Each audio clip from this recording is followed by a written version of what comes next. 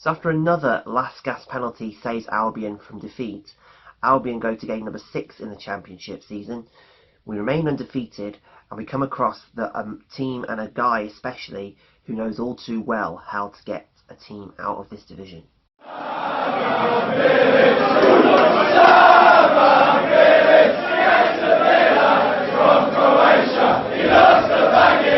So guys, we return to the Hawthorns for game number 6 of the EFL Championship season when we take on Blackburn Rovers. Now, obviously the manager of Blackburn Rovers, Tony Mowbray, I hold in very high regard, was the last guy to get us out of the Championship as champions back in 2008. And, you know, I met him when Blackburn came to our place last time, and he's a lovely, lovely guy.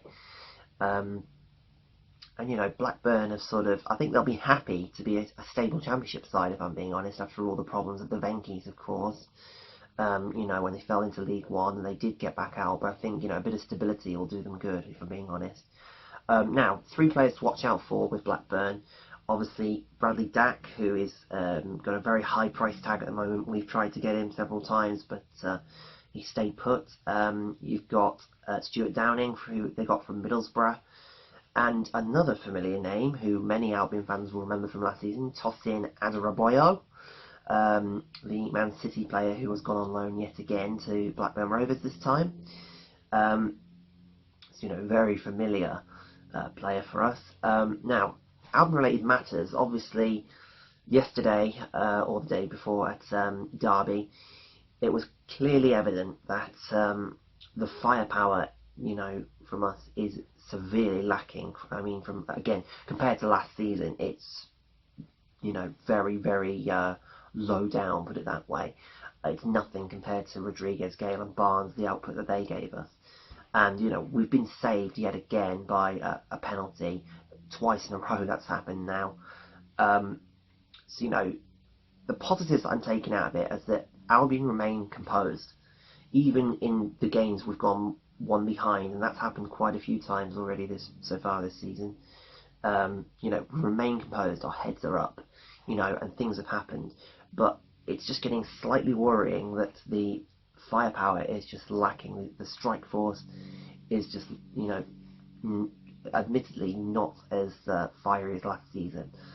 And again, they're just getting forward, and then the number of times me and Connor were standing there and we're thinking they're going to shoot, and all of a sudden they turn back and they start pass back, thinking, what are they doing? You know, why don't they just go for it? There was a number of opportunities in the game at Derby when we could have just, you know, shot, and it could have easily either been a save or it could have just crept in, you know. So I think what needs to happen, people have made a point that this season the midfielders, Kravinovic, Sawyers, Phillips, Livermore, you know, Diangana, Pereira, they all need to chip in, because there is absolutely no chance, I don't think, that Austin and Zahor are going to replicate the 50 goals that Gale and Rodriguez got between them last season.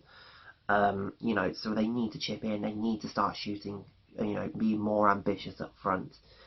Because if they don't, we're simply not going to get enough goals. You know, you need goals in this league to get out. I mean, last season, I think Norwich, the champions, hit about 15 or 10 more goals than any other team.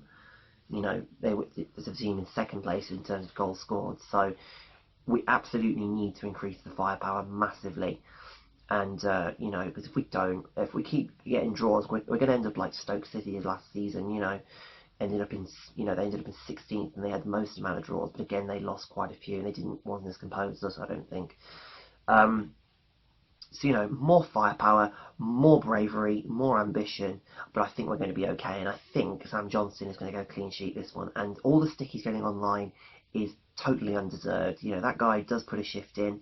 There's nothing he could have done about the goal at Derby, nothing he could have done about the goal against Reading. So, you know, he does deserve a lot more credit than he's getting, you know, and me and Connor, we do appreciate the effort that he puts in. So, again, guys, let's keep our fingers crossed for this one. Hopefully we can get across the line again, extend our unbeaten run, and here is my score prediction for this weekend's game.